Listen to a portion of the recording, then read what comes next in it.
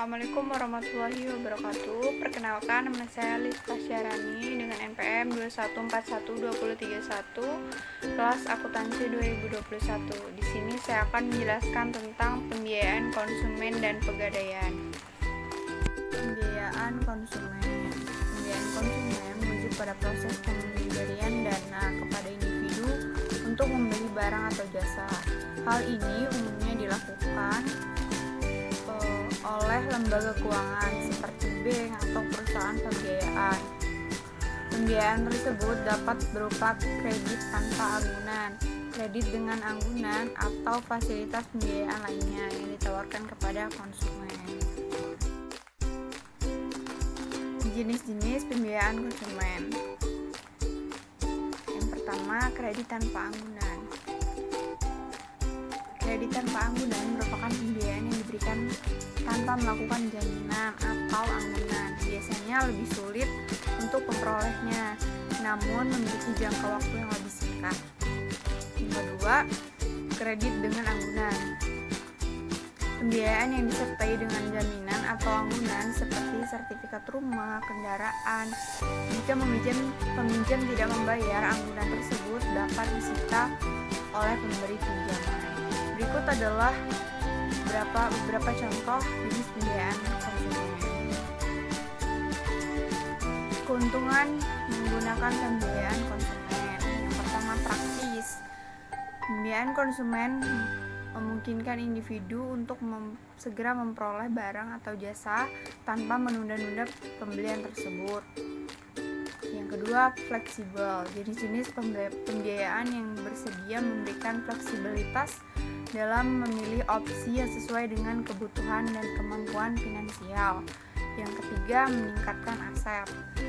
Dengan menggunakan pembiayaan, individu dapat memperoleh aset yang dibutuhkan, sementara uang tunai dapat diinvestasikan untuk memperoleh keuntungan lainnya. Selanjutnya ada pegadaian. Pengertian pegadaian. Pegadaian adalah layanan yang memberikan pinjaman uang dengan menggunakan barang berharga sebagai jaminan. Hal ini umumnya dilakukan oleh lembaga resmi seperti bank atau lembaga keuangan non-bank. Jenis-jenis pegadaian. Ada beberapa jenis pegadaian. Pertama, ada emas dan perhiasan.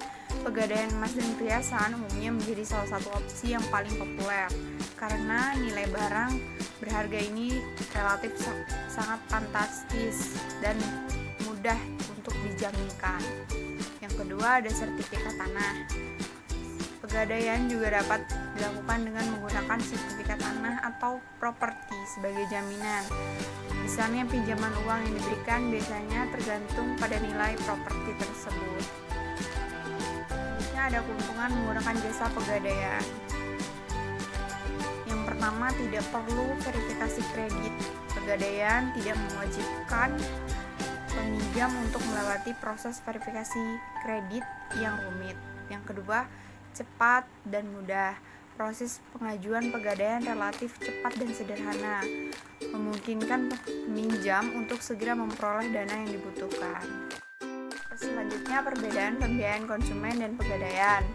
Yang pertama, jaminan. Pembiayaan konsumen umumnya tidak memerlukan jaminan, sementara pegadaian memerlukan barang berharga sebagai jaminannya. Yang kedua, jenis barang yang digunakan. Pembiayaan konsumen dapat digunakan untuk membeli barang sebagai jasa atau barang, sementara pegadaian berkaitan dengan pembelian jaminan berupa barang berharga. Yang ketiga, tujuan penggunaan dana. Pembiayaan konsumen tidak mengharuskan penggunaan dana untuk tujuan tertentu, sementara pegadaian umumnya berkaitan dengan kebutuhan dana segera. Selanjutnya ada contoh kasus pembiayaan konsumen dan pegadaian. Pembiayaan konsumen, ada individu membeli elektronik dengan kredit tanpa anggunan. Pembiayaan dilakukan melalui lembaga keuangan. Ada pegadaian, individu meminjam uang dengan menjaminkan emas untuk keperluan mendesak. Pelaksanaan di lembaga pegadaian dengan syarat yang lebih beragam. Mungkin itu saja yang dapat saya presentasikan. Kurang dan lebihnya saya mohon maaf. Saya Iru. Assalamualaikum warahmatullahi wabarakatuh.